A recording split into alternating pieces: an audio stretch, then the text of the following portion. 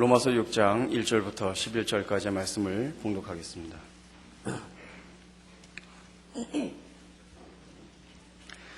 그런즉 우리가 무슨 말을 하리요? 은혜를 더하게 하려고 죄에 거하겠느냐?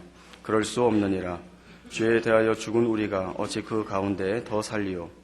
무릇 그리스도 예수와 합하여 세례를 받은 우리는 그의 죽으심과 합하여 세례를 받은 줄을 알지 못하느냐? 그러므로 우리가 그의 죽으심과 합하여 세례를 받음으로 그와 함께 장사되었나니 이는 아버지의 영광으로 말미암아 그리스도를 죽은 자 가운데서 살리심과 같이 우리로 또한 새 생명 가운데서 행하게 하려 함이라. 만일 우리가 그의 죽으심과 같은 모양으로 연합한 자가 되었으면 또한 그의 부활과 같은 모양으로 연합한 자도 되리라. 우리가 알거니와 우리의 옛 사람이 예수와 함께 십자가에 못 박힌 것은 죄의 몸이 죽어 다시는 우리가 죄에게 종노릇하지 아니하려 함이니 이는 죽은 자가 죄에서 벗어나 의롭다 하심을 얻었음이라. 만일 우리가 그리스도와 함께 죽었으면 또한 그와 함께 살 줄을 믿노니 이는 그리스도께서 죽은 자 가운데서 살아나셨음에 다시 죽지 아니하시고 사망이 다시 그를 주장하지 못할 줄을 알미로라. 그가 죽으심은 죄에 대하여 단번에 죽으심이요 그가 살아계심은 하나님께 대하여 살아계심이니 이와 같이 너희도 너희 자신을 죄에 대하여는 죽은 자요 그리스도 예수 안에서 하나님께 대하여는 살아있는 자로 여길지어다. 예수님의 부활을 이해하는 데 있어서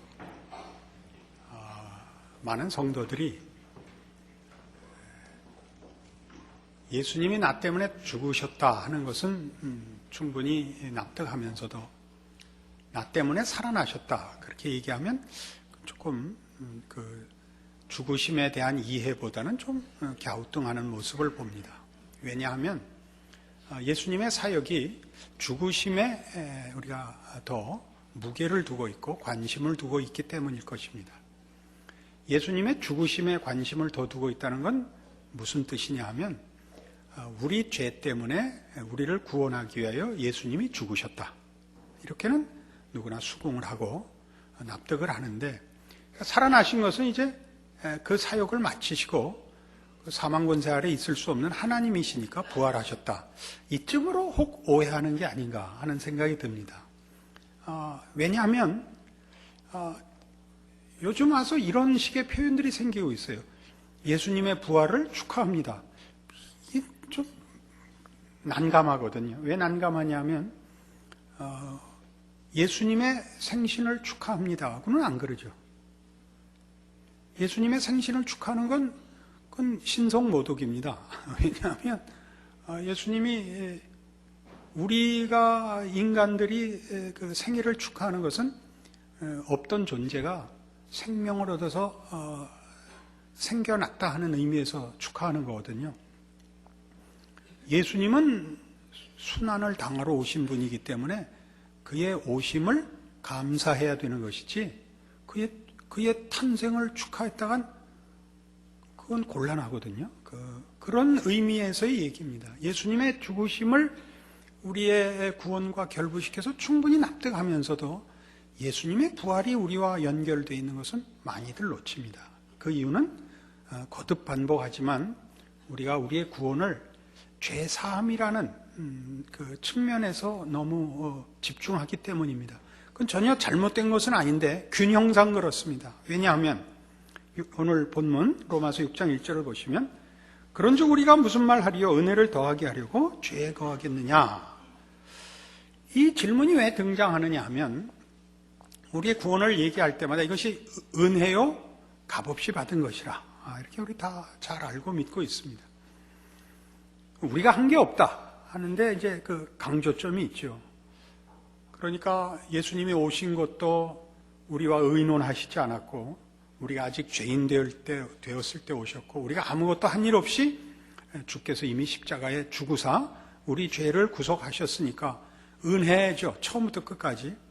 그러고 나니까 그 구원을 얻은 성도가 된 이후에도 그 신앙생활을 어떻게 해야 되느냐 하는 것이 조금 이 구속 사역과 어떻게 연결되는지 잘 모르는 분들이 있습니다.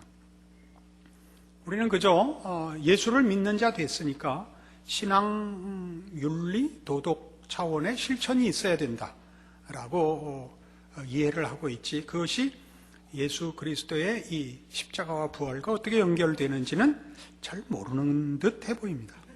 답이 이렇게 나옵니다. 6장 2절. 그럴 수 없느니라. 죄에 대하여 죽은 우리가 어찌 그 가운데 더 살리요? 이렇게 얘기합니다. 우리는 구원 일변도로, 속죄 일변도로 보면 이것이 구원함을 얻었는데 어떻게 죄를 또 짓겠느냐? 경건하게 살아야지. 이렇게 물론 이해를 합니다. 그것이 잘못됐다고 얘기할 수는 없지만 잘못되게 이해할 수 있습니다. 로마서 6장의 얘기는 뭐냐면 예수님의 죽으심과 부활이 둘 다 우리와 연결되어 있다는 것입니다. 예수님의 죽음은 나의 죽음이요, 예수님의 부활은 나의 부활입니다. 여기서 말하는 죽음과 부활은 죄로 인하여 죽었다가 죄사함을 받고 구원받은 자로 다시 산다라는 말입니다.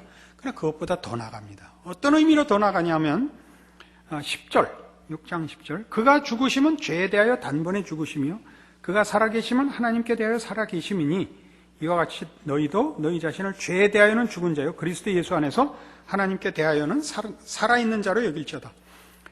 죄에 대하여 죽고 예수 안에서 하나님께 대하여 산다라는 표현인데 이것이 무엇이냐 하는 거죠.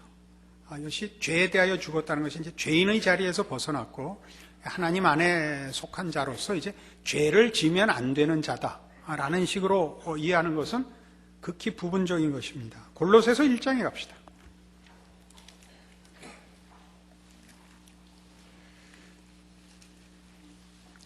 323페이지 골로새서 1장 13절, 여기 아예 표시를 해 놓으십시오. 꼭 기억해야 될 구절입니다. 그가, 여기서 그는 하나님 아버지입니다. 그가 우리를 흑암의 권세에서 건져내서 그의 사랑의 아들의 나라로 옮기셨으니 그 아들 안에서 우리가 속량 곧 죄사함을 얻었도다입니다. 그러니까 죄사함이라는 것은 죄인 된 자리에서 구원받은 자리로 오는 신분의 변화, 신분의 구원만을 얘기하는 것이 아니라 영역의 변화를 얘기합니다. 통치가 다릅니다. 죄가 다스리는 나라로부터 하나님이 다스리는 나라로 옮겨온 것을 구원이라고 합니다. 그러니까 예수 그리스도의 죽음과 부활을 로마서 6장에서 얘기할 때 우리와 합하여 죽었다, 우리와 합하여 살아나셨다라고 얘기함으로써 그것이 우리를 위한 죽으심이요 부활이라는 것을 가르치고 있습니다. 그럼 우리를 구원하기 위하여 죽으시는데 여기서 구원하기 위하여 죽는다는 게 어떤 뜻이냐 하면 그의 죽으심으로써 우리의 죄값을 치렀다 이런 개념이 아닙니다. 그것보다 말하자면 한 영역에서 다른 영역으로 이렇게 전환하는, 이사가는 개념입니다. 이렇게 생각하면 이해가 되실 겁니다. 우리가 출애굽기 사건을 보면 그 출애굽에서 이스라엘 백성이 애굽을 어떻게 빠져나느냐 하면 실제로는 하나님께서 모세를 통하여 바로를 눌러 손을 놓을 수밖에 없게 진행됐습니다마는 의미상으로는 이렇게 되어 있습니다. 애굽과 약속의 땅 가나안 사이에는 홍해가 가로놓여 있습니다. 둘은 서로 왕래할 수 없는 격리된, 분명하게 분리된 영역입니다. 그러니까 애굽에서 가나안을 갈 수가 없고 가나안에서 애굽으로 올 수가 없습니다. 홍해 때문에. 홍해를 건널 수 있는 사람은 없으니까. 여기를 하나님이 이스라엘 백성을 홍해를 건너게 하심으로 거기에 개념은 성경이 설명하고 싶은 것은 하나님의 능력으로 넘어왔다는 뜻입니다. 그러나 이 넘어옴에 있어서 중요한 것은 애굽의 종되었던 이스라엘은 홍해에서 다 죽었다는 개념입니다. 다 죽어서 바다를 건널 수 있는 사람은 없으니까 이 바로는 그의 노예들인 이스라엘 백성을 어떻게 놓아줄 수밖에 없냐면 죽어서 없어져서 바로의 통치권이 그들에게 해당이 안 되게 되는 겁니다. 로마서 7장에서 이렇게 얘기합니다. 7장 1절 형제들아 내가 법 아는 자들에게 말하노니 너희는 그 법이 사람이 살 동안만 그를 주관하는 줄 알지 못하느냐? 남편 있는 여인이 그 남편 생전에는 법으로 그에게 매인받으나 만일 그 남편이 죽으면 남편의 법에서 벗어나느니라.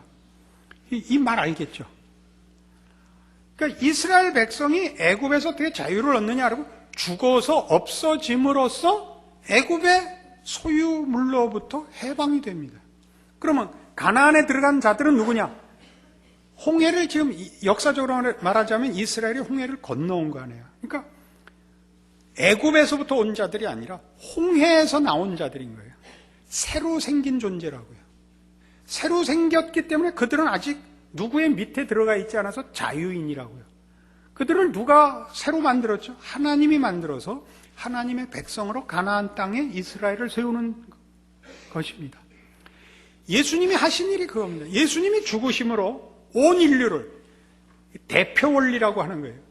우리의 인류의 시조인 아담이 범죄함으로 그가 죄인이라는 신분이 되어 그의 후손이 다 죄인으로 태어날 수밖에 없었습니다. 그런데 이 인류를 대표하여 마지막 아담이 되셔서 온 인류를 대표하여 예수님이 죽으심으로 인류는 죽어 없어지는 겁니다. 죄인이었던 인류가 소멸돼서 없어졌고 예수님이 부활하심으로 두 번째 아담이 되십니다. 새로운 인류의 시조가 되어 예수를 믿는 자들에게 조상이 되시는 겁니다. 이게 부활입니다. 그러니까 구원을 논할 때 우리가 분명하게 기억해야 하는 건 우리는 흑암의 권세로부터 그의 사랑의 아들의 나라로 옮겨온 자들입니다. 그래서 조금 전에 로마서 6장이 얘기했던 1절의 질문을 다시 해보죠. 그런즉 우리가 무슨 말 하리요? 은혜를 더하게 하려고 죄에 거하겠느냐? 이 문제가 왜 등장했다고요? 은혜로 구원을 받아서 내가 할 게 없는데 나보고 뭘 하라 그러느냐? 무슨 문제가 있으면 나한테 필요한 거 있으면 은혜로 주시면 되지 않느냐?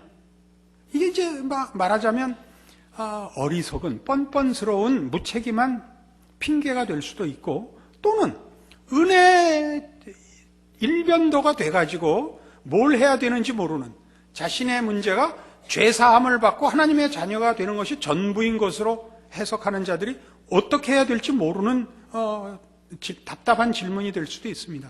답이 뭐라고요? 그럴 수 없느니라. 죄에 대하여 죽은 우리가 어찌 그 가운데 살리오? 우리는 죄인의 나라에 살지 않고 죄가 다스리는 나라에 살지 않고 하나님이 다스리는 나라에 왔으니 어떻게 살아야 된다고 생각합니까? 거기서 집 짓고 애 낳고 잘 먹고 잘 살아야죠. 우리가 보통 얘기하는 신앙생활은 그겁니다. 하나님이 통치하시는 나라에서 그의 통치권을 받는 자로서의 행복한 존재와 풍성하고 충만한 삶을 살아야 합니다. 우리의 신앙생활은 말하자면 그렇습니다. 누굴 데리러 가는 것보다 우선해서 하나님의 통치 아래 있는 자들이 거룩함과 감격스러움과 부요함과 자랑스러움들로 채워져야 합니다. 그러니까 우리 세상 사람들과 동일한 삶의 조건과 환경 속에 있습니다. 그게 다른 겁니다. 저들의 됨됨이와 우리의 됨됨이가 다르고 저들의 사회생활과 우리 사회생활이 다릅니다. 종교화하는 형태적인 싸움이 아니고 명분적인 싸움이 아니고 내용적인 싸움인 것입니다. 그래서 이것을 에베소서 4장에서는 이렇게 비교하고 있습니다.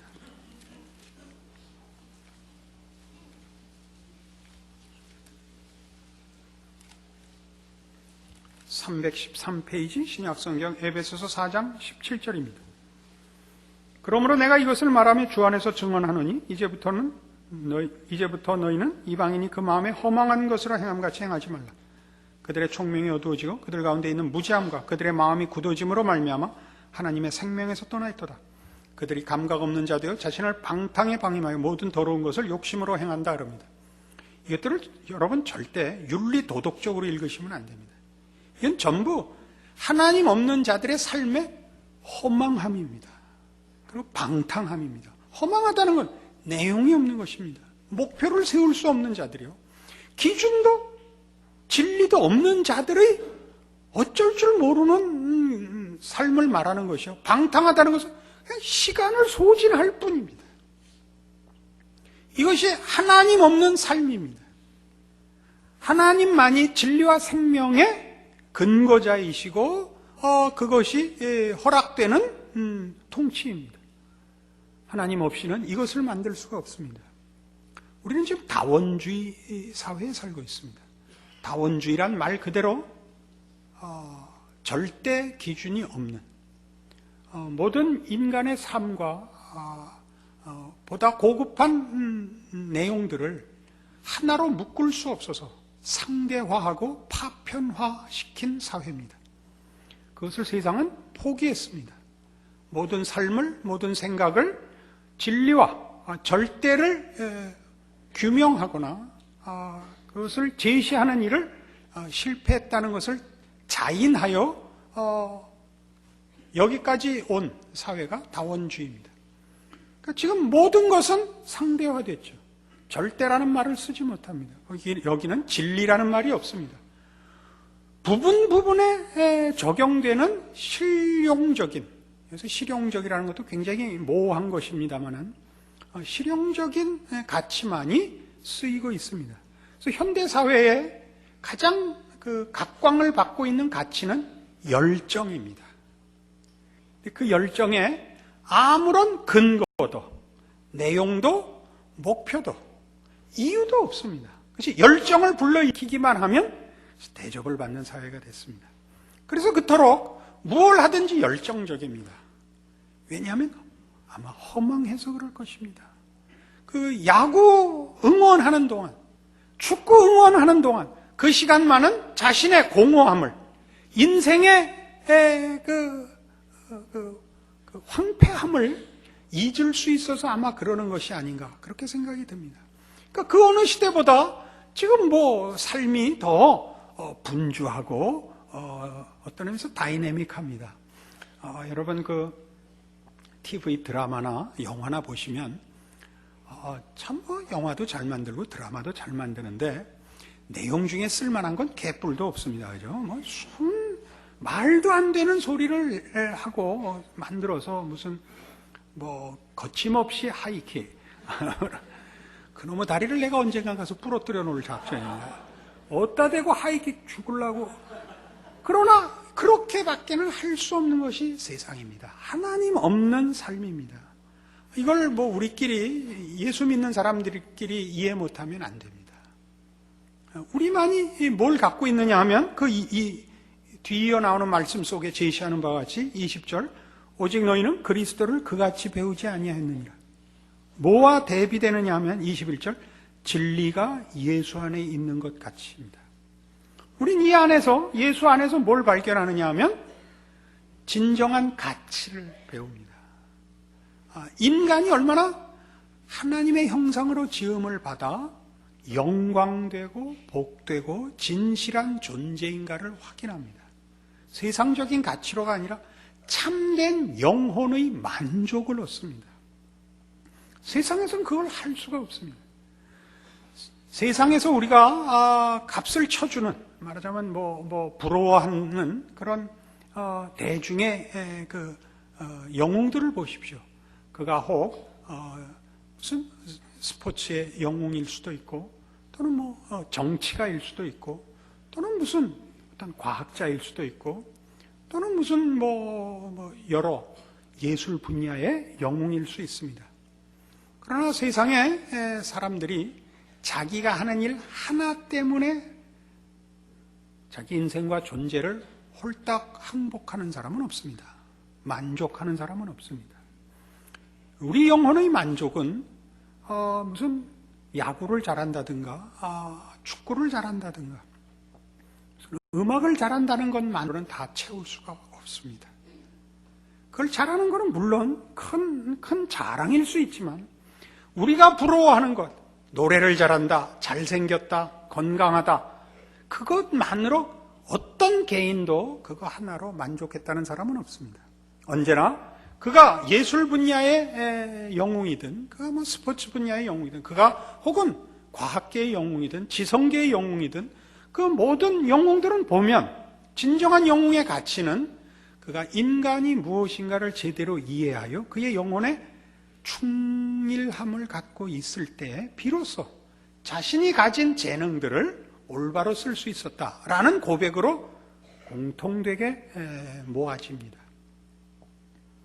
그러니까 우리 신자들이 지금 확인해야 되는 것은 그런 차원에서 하나님께서 예수 그리스도로 말미암아 우리에게 허락한 구원이라는 것이 이 이 하나님이 그의 창조의 목적대로 우리를 진실되게 그 약속을 지키려 하시고 목적을 이루려 하사 죄인 되었던 우리를 예수 안에서 다시 하나님의 자녀로 부르셨다는 사실입니다. 그리하여 우리의 구원의 만족과 감격은 구원받은 것이 내용으로 뒤이어 거듭거듭 확인되고 감격하게 되는 것입니다. 죽을 자리에서 살았다가 문제가 아니라 그 죽음밖에 없었던 자리로부터 어떻게 영광과 영생의 자리로 불러냄을 받아 믿음대로 하나님이 우리를 그의 부르신 구원의 진정한 충만의 자리로 어떻게 거듭거듭 우리를 항복시키고 채워가시느냐로 확인되는 것입니다. 이것은 영역의 차이입니다. 그때는 죄가 다스리는 나라에 살았었고 지금 우리는 하나님이 예수 안에서 은혜와 사랑으로 다스리는 나라 안에 들어와 있는 것입니다. 그래서 우리는 여기서 물론 이 에베소서 4장 계속 보는 대로 21절 진리가 예수 안에 있는 것 같이 너희가 참으로 그에게서 듣고 또한 그 안에서 가르침을 받았을진데 너희는 유혹의 욕심을 따라 썩어져가는 구습을 따르는 옛사람을 벗어버리고 오직 너희의 심령이 새롭게 되어 하나님을 따라 의와 진리와 거룩함으로 지으심을 받은 새 사람을 입으라 라는 권면을 받는데 유혹의 욕심을 따라 썩어져가는 구습을 지금도 쫓습니다. 다 그렇습니다. 구원함을 얻었으나 이 구습이 남아 있습니다. 그러나 이 문제는 우리의 신분과 하나님이 우리에게 허락한 구원을 그걸 취소시키지 못합니다. 이 나라는 정죄가 없는 나라입니다. 이 나라는 법으로 다스리지 않고 은혜와 사랑으로 다스리는 나라입니다. 우리가 부끄러운 신자라는 것은 늘 확인해야 됩니다. 하나님의 자녀답지 못했다라고 고백해야 됩니다. 못났음을 인정해야 합니다. 그러나 그렇다고 해서 우리가 저 나라로 간 것은 아닙니다. 죄가 우리를 다스리는 나라로 가지 않습니다. 우리로 하여금 우리의 신자된 것을, 우리의 신앙 고백을 취소시키려면 예수 그리스도의 죽으심과 부활이라는 역사적 사건을 거슬러 올라가서 취소시켜야 됩니다. 그러니까 예수님의 구속 사역이 역사적 사건으로 이렇게 완료되어 있다는 것은 얼마나 놀라운 우리 신앙의 튼튼한 근거인지 비교할 수가 없습니다. 우리의 신앙 고백과 우리로 하여금 하나님을 알게 하시고 믿게 하시고 허락하신 것들을 취소하려면 어떻게 해야 된다고요? 예수님이 꼭 시간을 거슬러 올라가 탄생하시지도 않았어야 되는 거예요. 십자가를 물론 지셨어도 안 되고 부활하셨어도 안 됩니다.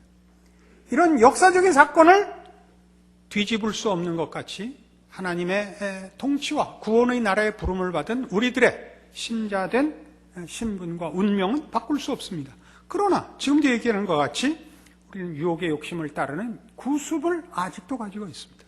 그러니까 그것과 뭘 대비하느냐 하면 너희 심령으로 새롭게 되어 하나님을 따라 의와 진리의 거룩함으로 지으심을 받은 새 사람을 입으라라는 명령을 받는데 이것은 그러니까 윤리적인 싸움일 수도 있고 우리 신앙의 의지와 책임의 싸움일 수도 있습니다. 그러나 성경이 우리에게 가르치려고 하는 것은 무엇이냐 하면 서두에 말씀드린 바와 같이 애굽의 노예 생활을 할 때는 우리가 먹고 살기 위해서 애를 써야 했고 노예된 그 신분으로서 원치 않는 일도 해야 됐었습니다. 그러나 지금 구원받은 이 나라는 하나님이 우리의 복과 우리의 영광을 위하여 허락한 자유와 은혜와 통치하심의 나라에 있습니다. 우리가 해야 할 일은 뭐냐 하면 죄를 짓는다 안 짓는다는 싸움, 시험에 빠진다 안 빠진다 보다 적극적으로 더 나가서 하나님의 통치 아래에서 하나님이 우리에게 허락한 자유와 진리와 생명이 가지는 무한한 약속들을 누리는 삶을 살아야 된다. 그런 얘기입니다. 이 부분을 이해하면 여러분들의 신앙은 진일보하실 것입니다. 여러분을 하나님의 통치에서 끌어가고 취소시킬 수 있는 것은 아무것도 없습니다. 우리는 로마서 8장에서 그것을 봅니다. 뭐라고 돼 있었죠? 그 아들을 우리에게 내어주신 이가 어찌 그 아들과 함께 모든 것을 은사로 주지 아니하시겠느냐. 이 말씀을 만납니다. 그 아들을 아끼지 아니하시고 주셨는데 무엇인들? 여기에 무엇인들이란 이제 구원함을 받아 우리가 사는 곳입니다. 구약적인 설명에 의하면 젖과 꿀이 흐르는 땅입니다. 내가 하는 것이 다 내 것인 나의 자랑과 영광으로 허락된 자유요, 영역이요. 하나님이 보호하시고 복 주시는 통치입니다.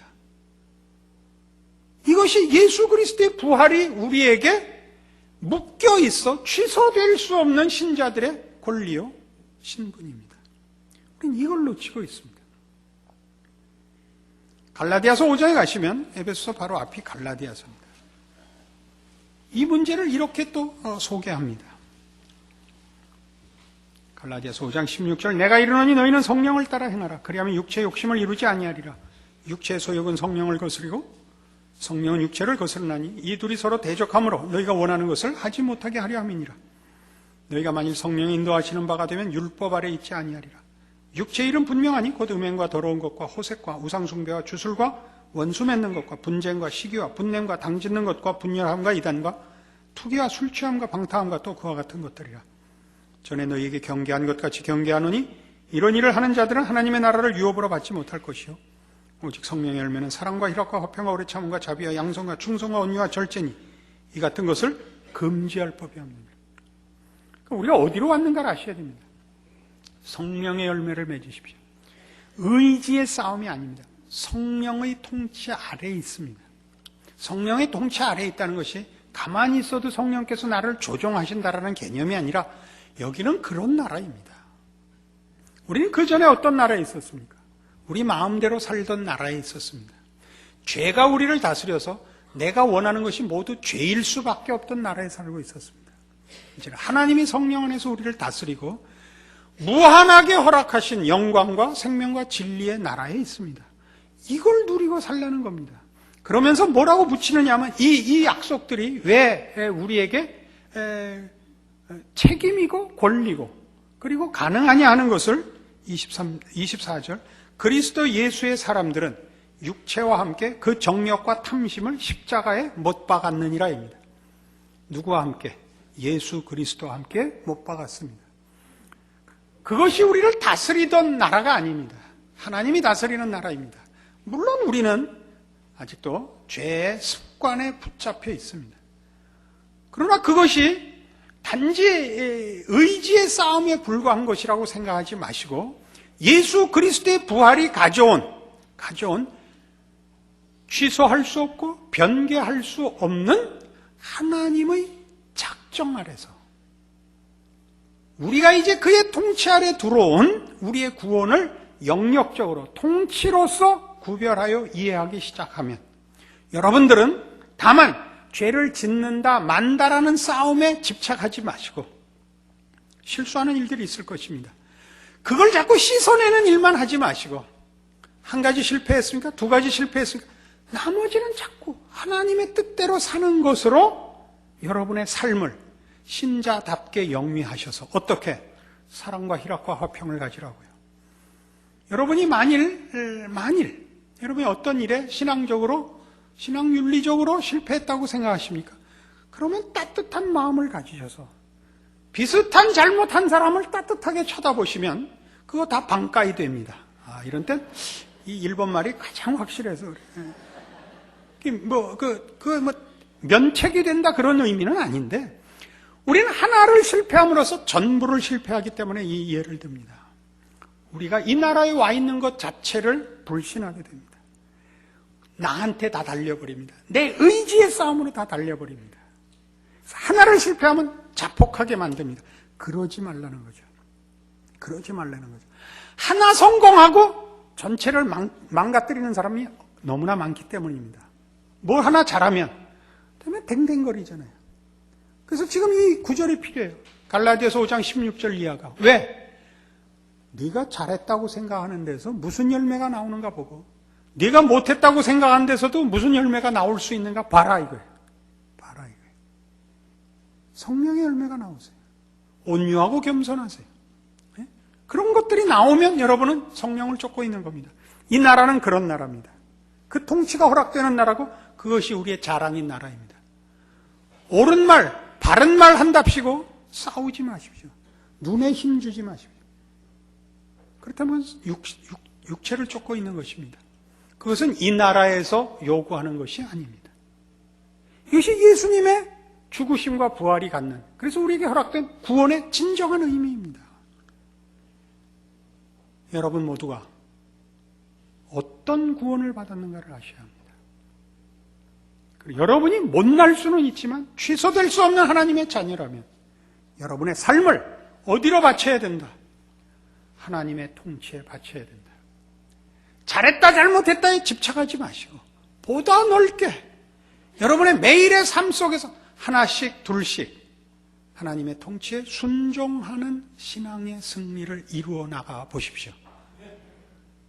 그 무궁무진한 은혜 아래 기적 아래 있는 삶을 확인하게 되시고 그것이 가능하다는 것을 알게 되시고 여러분의 믿음에 힘이 붙을 것입니다.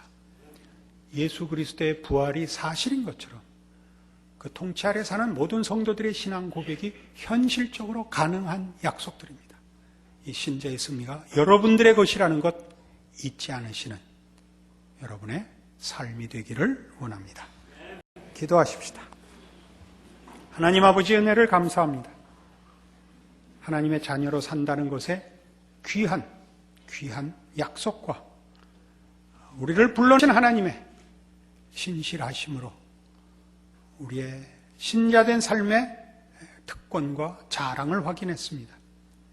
예수 안에서 이제 우리는 성령의 통치를 받으며 하나님의 나라를 건설해야 하는 하나님의 귀한 약속받은 백성들입니다. 의와 진리의 새 생명의 나라입니다. 그렇게 우리의 몸과 마음과 인생을 바치게 하사 하나님께서 우리에게 허락한 구원이 가지는 진정한 승리들을 우리의 삶에서 누리고 펼치고 자랑하는 인생 되게 하여 주시옵소서. 예수님 이름으로 기도합니다. 아멘.